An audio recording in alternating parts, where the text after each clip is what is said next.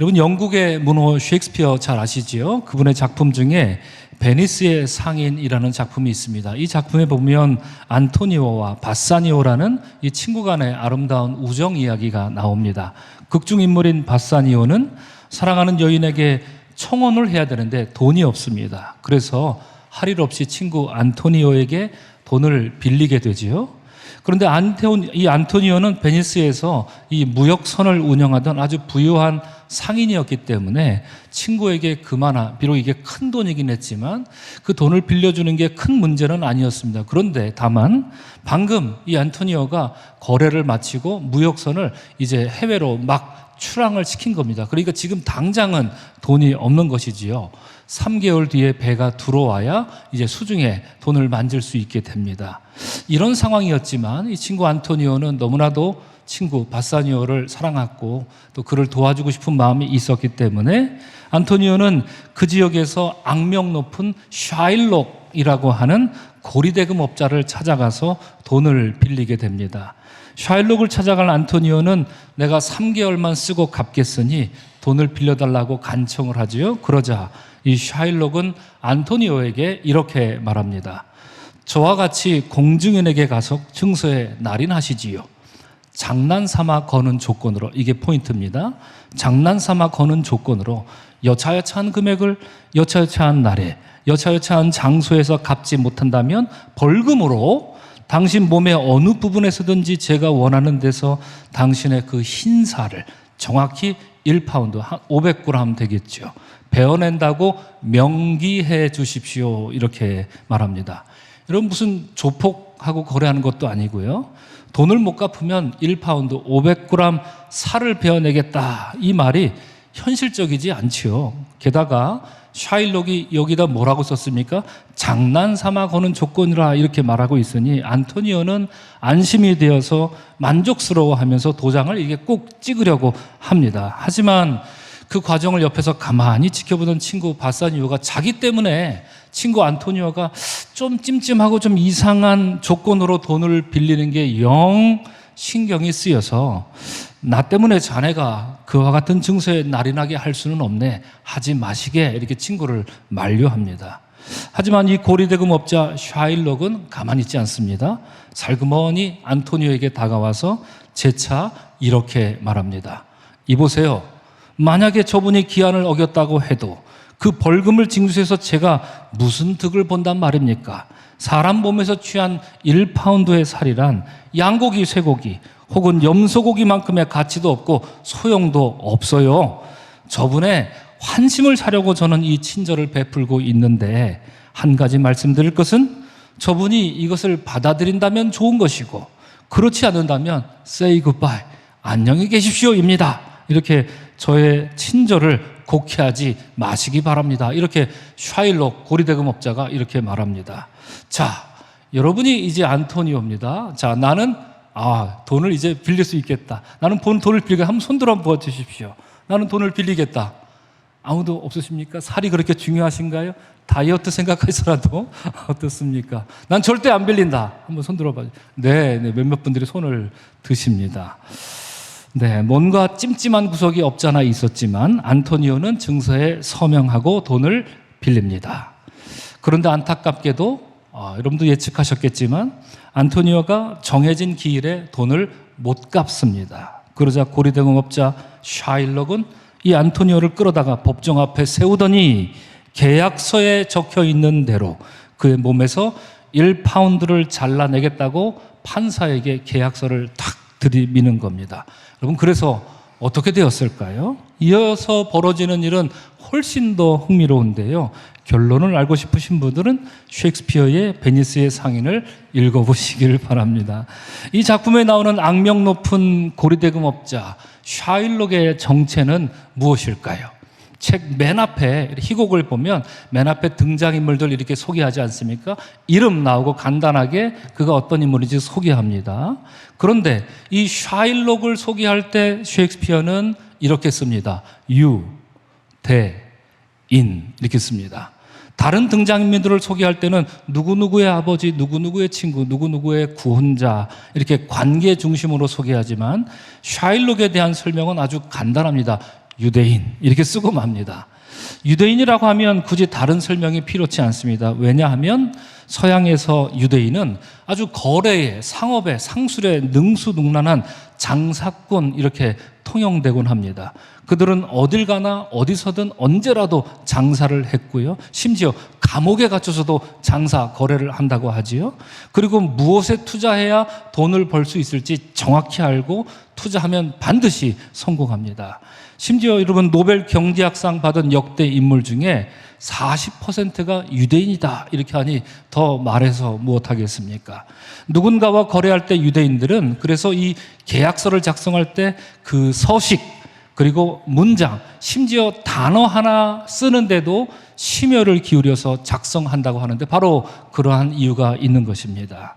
오늘 본문에서 우리는 거래의 달인 아브라함을 만납니다. 비록 여러분 제가 여러 번 말씀드렸지만 아브라함은 유대인은 아닙니다. 다만 오늘날 유대인들이 자기들의 믿음의 조상이라고 여기는 추앙받는 그런 인물입니다. 언약 백성의 시조인 아브라함이 사랑하는 아내 사라를 위해서 막벨라 굴 이것을 구입하는 이야기가 오늘 본문 창세기 23장입니다. 이 사라를 위한 막벨라 굴을 구입하는 이 내용이 뭐가 이렇게 중요해서 한 장 전체가 이 막벨라 굴을 구입하는 내용인데 뭐가 그렇게 중요한 이야기일까? 여하튼 여러분 오늘 본문 창세기 23장은 성경에 나오는 공식적인 최초의 부동산 거래가 이루어지고 있습니다. 본문을 통해서 저는 여러분과 막벨라 굴, 언약의 땅이 되다라는 제목으로 은혜를 나누고자 하는데요. 이 제목이 의미하는 것처럼 원래 막벨라 굴은 여러분 당시 이방인들의 땅이었습니다. 하지만 오늘 본문에서 아브라함이 이 땅을 구입하면서 이곳은 영원한 하나님의 언약의 땅이 됩니다. 우리에게도 이 막벨라 굴은 여러분 언약의 땅이 된다라는 것입니다. 그래서 이 일이 어떻게 시작했고 어떻게 마감하는지 그 과정을 여러분들과 오늘 잠시나마 살펴보고자 합니다. 오늘 본문은 아브라함의 아내 사라가 세상을 떠났다 하는 이야기로 시작합니다. 본문 1절을 보면 사라가 127세를 살았으니 이것이 곧 사라가 누린 횟수다 이렇게 말합니다. 그리고 2절은 사라가 가나안 땅 어디라고요 여러분? 가나안 땅 그렇습니다. 가나안 땅 헤브론 곧 기럇 아르바에서 죽음에 아브라함이 들어가서 사라를 위하여 슬퍼하며 애통하니라 이렇게 이야기가 시작됩니다. 여러분 사라는 왜 세상을 떠났을까? 사라는 어떻게 죽었을까? 성경이 우리에게 말하고 있진 않는데요. 유대인들은 아브라함은 몇 세 죽었습니까? 175세까지 살았습니다. 그런데 사라가 127세에 아브라함보다 먼저 일찍 죽은 이유에 대해서 그게 사라가 아브라함 때문이야 이렇게 이야기를 합니다. 이유인즉슨 우리가 지난주에 살펴본 바로 그 본문 말씀 때문인데요. 아브라함이 모리아 산에서 이삭을 제물로 잡아 죽이려고 했던 것을 그 사실을 여러분 사라가 알게 된 겁니다. 그래서 알게 됐기 때문에 깜짝 놀랐고 충격을 받았기 때문이라고 하는데요. 유대 랍비들의 이 성경 해석 책이 있습니다. 그 책 이름하여 미드라시라고 하는 책인데요. 제가 그 책을 찾아서 읽어보았더니 이삭이 지난주 본문에서 이삭이 아브라함에게 결박당했던 그 장면이 있지 않습니까? 이렇게 결박을 당해 이렇게 누워있던 우리가 그 사진을 그림을 우리 렘브란트의 그림을 지난주에 함께 봤습니다. 그때 이삭이 이렇게 말했다고 유대 랍비들은 해석합니다. 아버지, 내 죽음을 어머니에게 말하지 마세요. 그죠? 마치 이순신 장군, 내 죽음을 말하지 말라 이렇게 말하고 아버지 내 죽음을 어머니에게 말하지 마십시오. 어머니가 구덩이 옆에 서 있다가 어머니가 지붕 위에 올라서 있다가 충격받으셔서 뛰어내리시라고 하면 어쩔. 요즘 젊은 사람들이 쓰는 말투로 제가 우리말로 옮겨봤는데요. 여러분 이삭이 이렇게 말하는 그 순간 하나님의 사자가 다급하게 아브라함아 아브라함아 이렇게 막았다는 얘기입니다. 사실 여부와 상관없이 랍비들의 이런 해석은 흥미로운 건 맞습니다. 사라에게 이삭은 금쪽 같은 내 새끼가 분명했고요. 모리아 산에서 아브라함이 이삭을 결박하고 제물로 바치려던 그 이야기를 어머니인 사라가 들었다면 사라가 어떻게 생각했겠습니까? 저놈의 영감 또 언제 어디서 내 아들에게 무슨 짓을 저지를 줄 모른다, 이런 생각에 남편을 의심하고 근심했을 법합니다. 그것이 도지고 도져서 화병이 되어서 사라는 127세로 아브라함보다 일찍 세상을 떠났다고 랍비들은 그렇게 해석하고 있습니다. 여러분, 사라가 이렇게 죽음으로써 한참을 통곡하던 아브라함은 이제 잠시 눈물을 멈추고요, 아내의 장례를 어디서 치러야 할까 이제 실질적으로 고민을 합니다. 장지는 어떻게 해야 되고 장례는 어디서 치러야 되고, 이게 눈앞에 다가온 고민 아니었겠습니까? 그런데 여러분, 아브라함은 사라를 아무데나 묻고 싶지 않았습니다. 안정적인 곳을 찾아서 그곳에 사라를 묻어주고 싶지 않았겠습니까? 아브라함이 사라를 안정적인 매장지에 묻어주려고 했던 것은 첫 번째 이유, 당연히 그의 아내 사라를 사랑했기 때문입니다. 그러나 이렇게 인간적인 이유만은 아니었습니다. 우리가 아는 사라는 누구입니까? 그녀는 아브라함과 함께 하란 땅을 떠나온 아주 믿음의 사람이었습니다. 아브라함과 더불어서 언약 백성의 시조다, 이렇게 불려마땅한 그런 여인입니다. 하나님 언약에 있어서 없어서는 안 될 중요한 인물로서 제2대 언약 백성의 선조인 이삭을 낳은 여인입니다.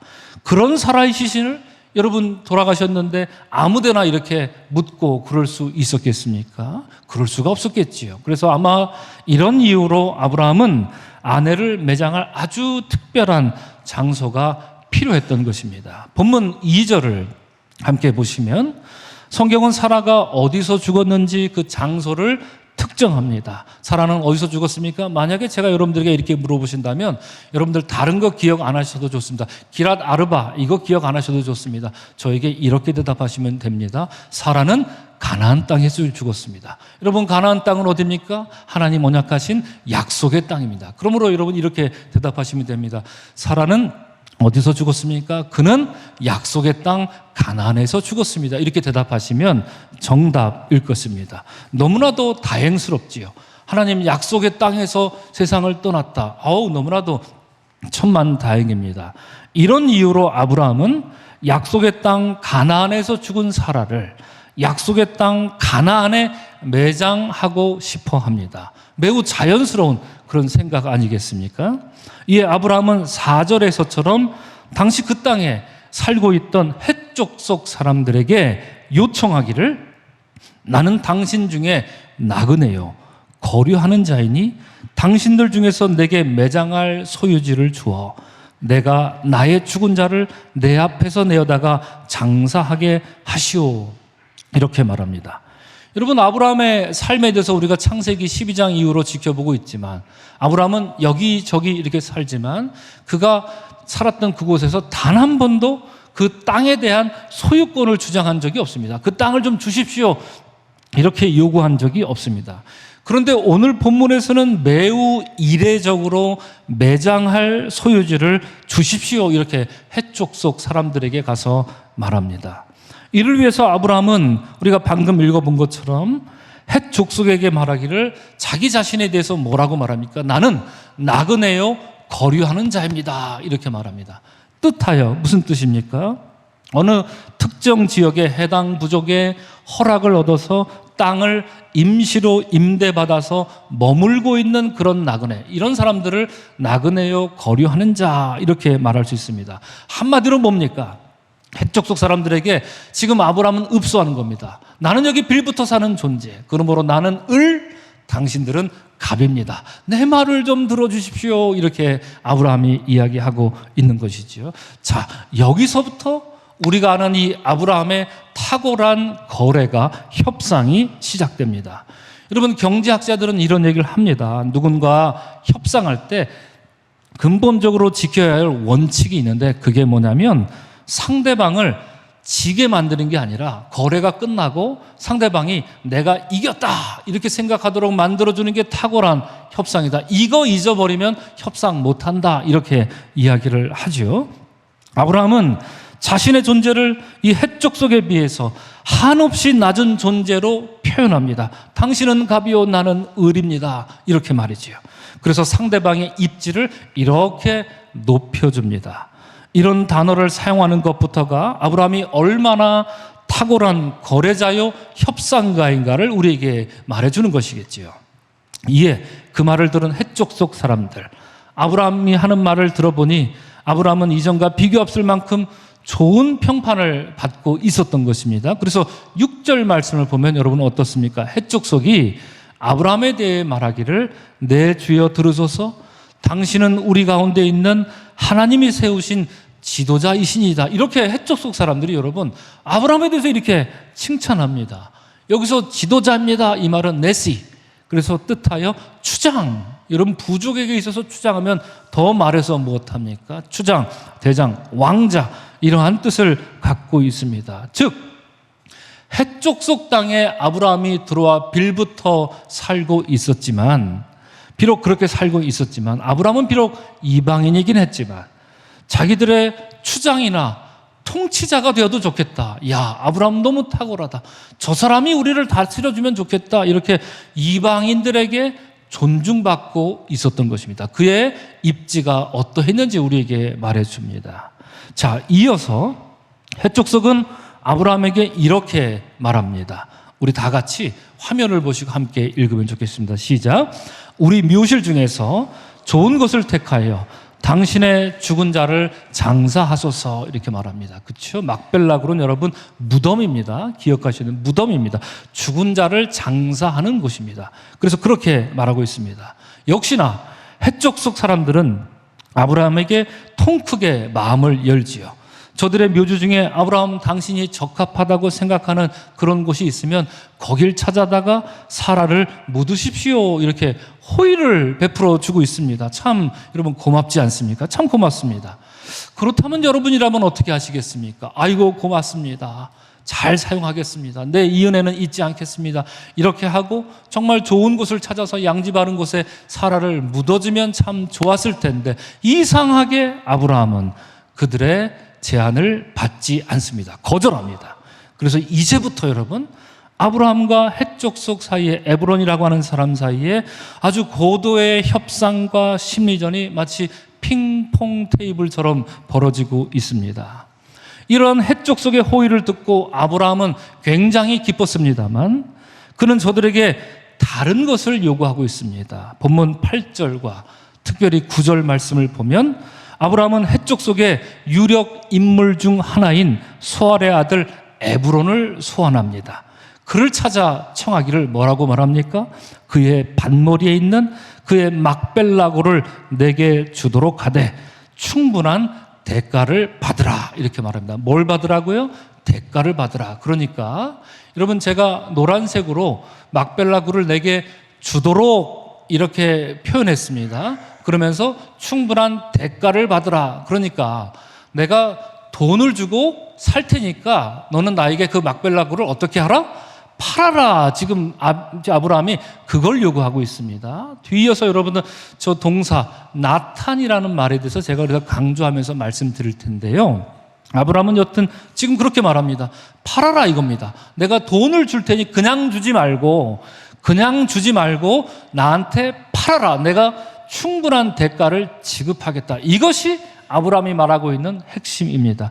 이런 요구를 위해서 7절에서 아브라함은 일어나서 그 땅 주민 헷족속을 향하여 몸을 굽혔다. 이렇게 겸손하다 못해 굴욕적으로 보이는 행동도 아브라함은 마다하지 않습니다. 뭔가 마음에 심지가 세워진 겁니다. 내가 반드시 이것을 이루어야 한다. 그러므로 이 사건은 단순히 자기 안에 사라를 위한 그 묘지 하나 얻는 게 아닐 것 같다라는 생각을 우리가 하게 되지요.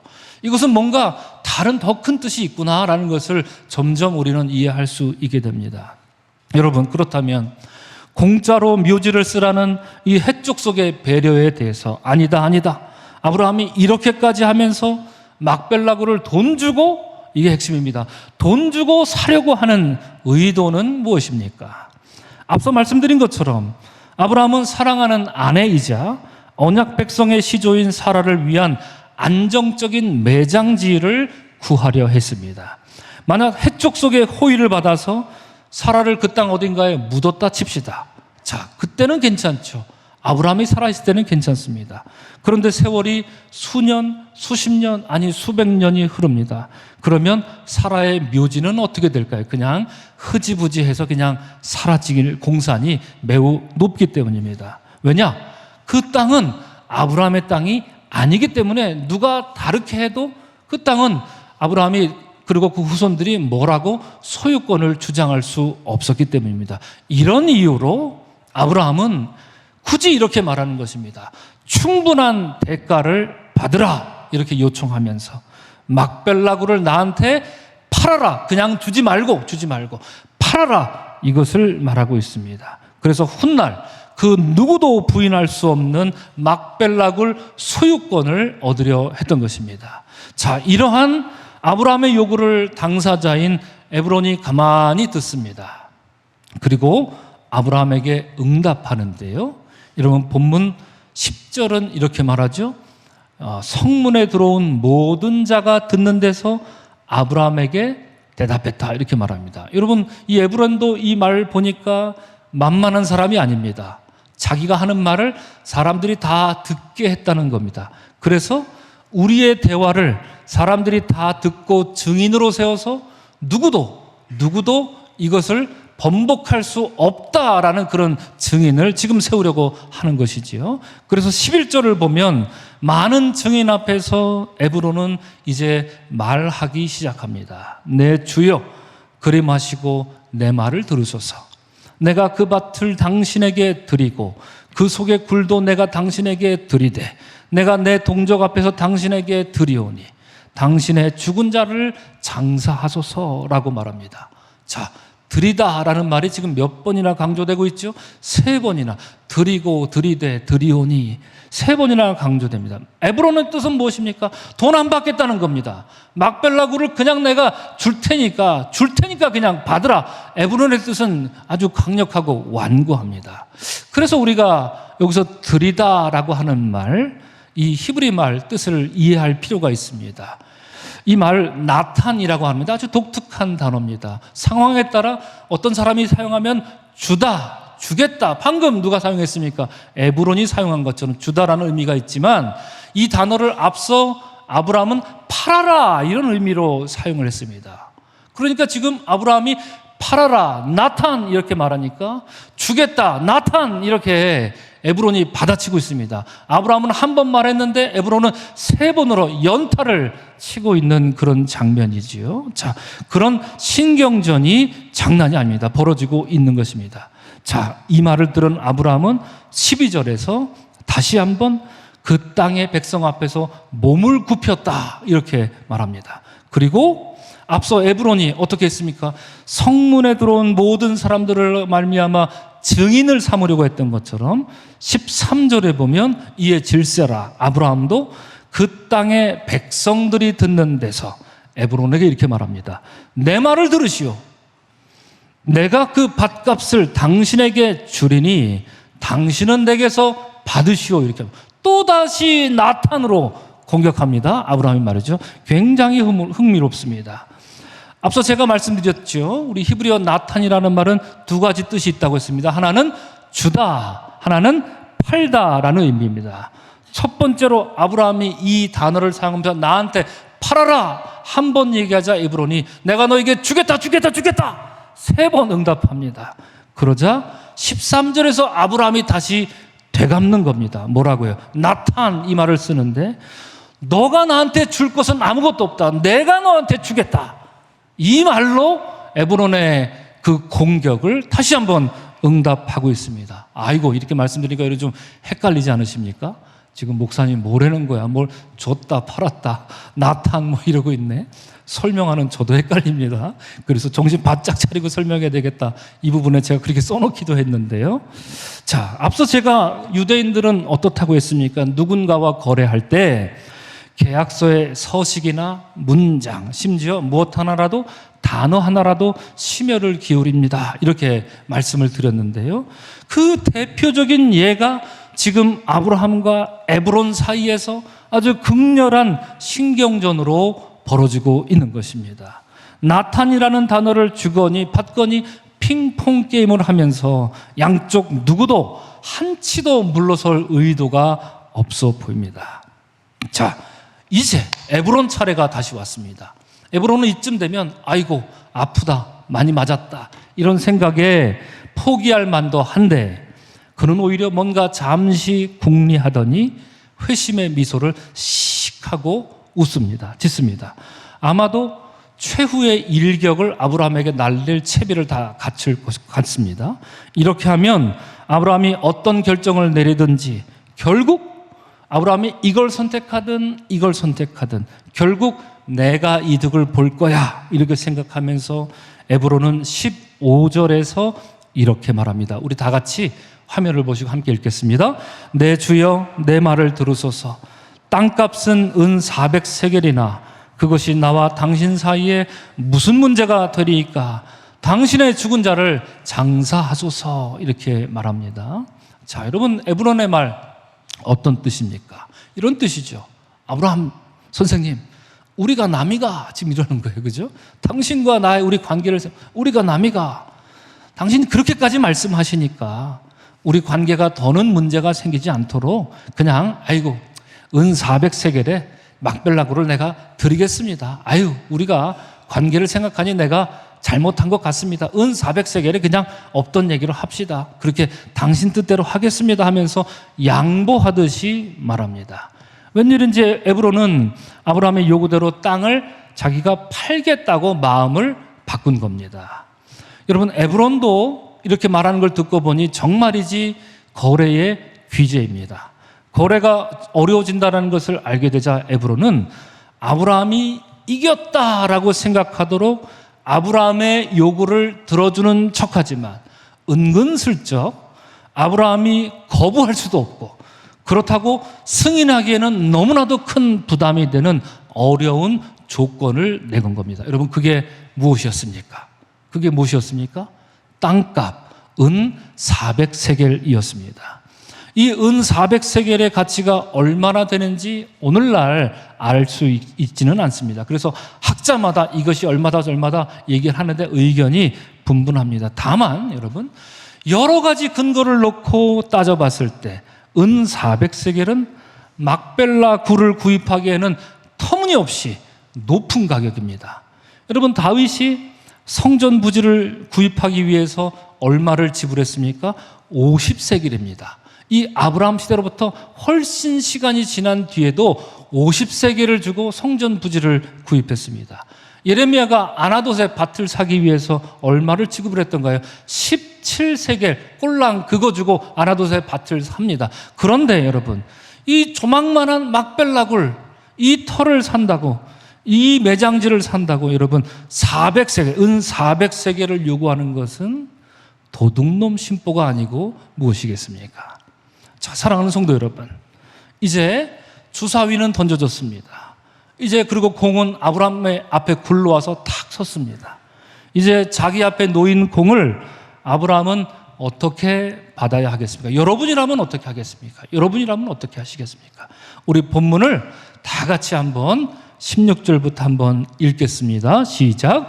아브라함이 에브론의 말을 따라 에브론이 헷족속이 듣는 데서 말한 대로 상인이 통용하는 은 400세겔을 달아 에브론에게 주었더니 마므레 앞 막벨라에 있는 에브론의 밭, 곧 그 밭과 거기에 속한 굴과 그 밭과 그 주위에 둘린 모든 나무가 성문에 들어온 모든 헷족속이 보는 데서 아브라함의 소유로 확정된지라.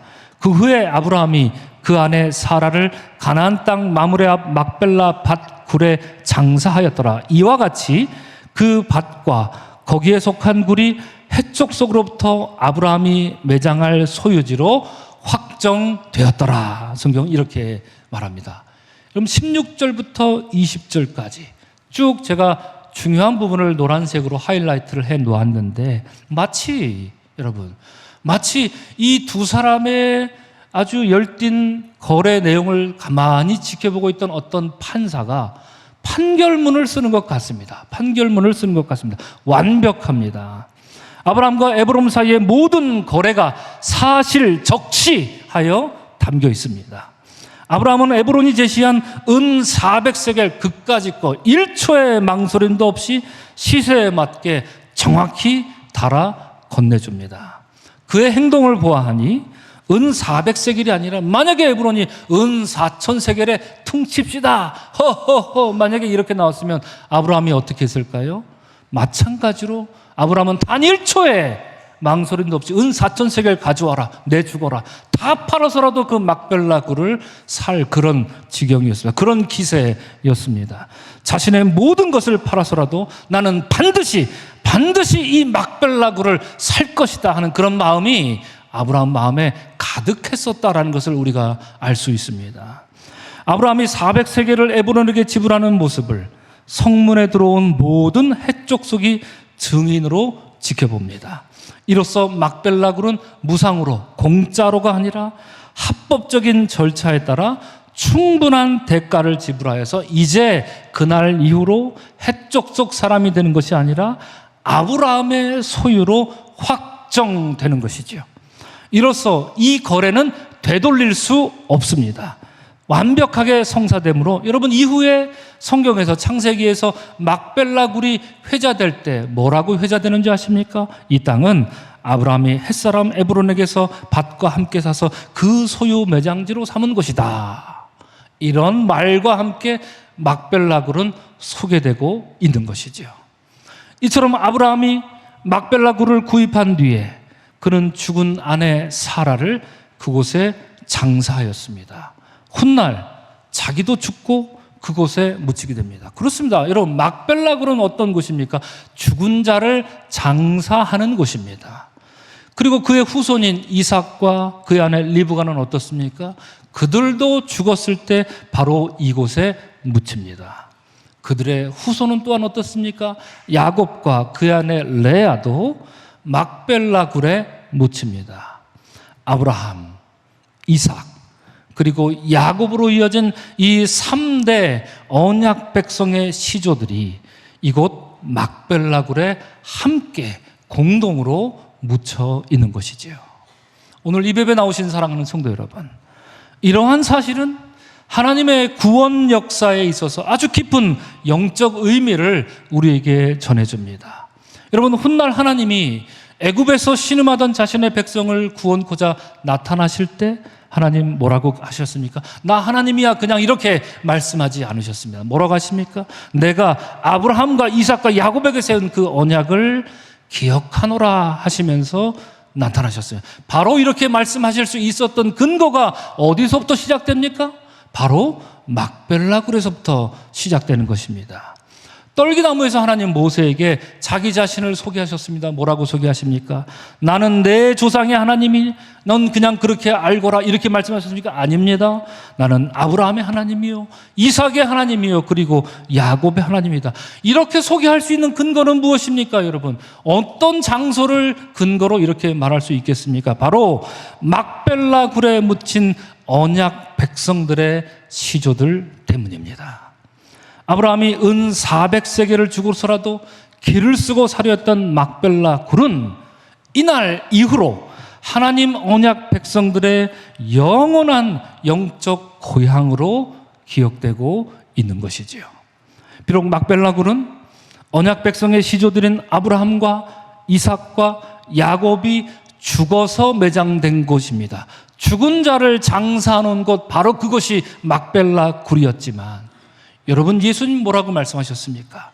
나는 아브라함의 하나님이요 이삭의 하나님이요 야곱의 하나님이로다 하신 것을 읽어보지 못하였느냐? 하나님은 어떻다고요? 죽은 자의 하나님이 아니요 산 자의 하나님이다 말씀하신 것처럼 그것은 여러분 죽음의 길을 향한 닫힌 무덤 막벨라 굴이 아닙니다. 오히려 생명의 길을 향한 열린 무덤으로서의 막벨라 굴입니다. 이로써 당신의 언약 백성을 지키시며 돌보시는 살아계신 하나님을 만나는 장소 바로 그것이 열린 무덤 막벨라 굴입니다. 우리는 그 열린 무덤을 예수 그리스도의 부활하신 무덤에서 다시 한번 확인할 수 있었던 것이겠지요.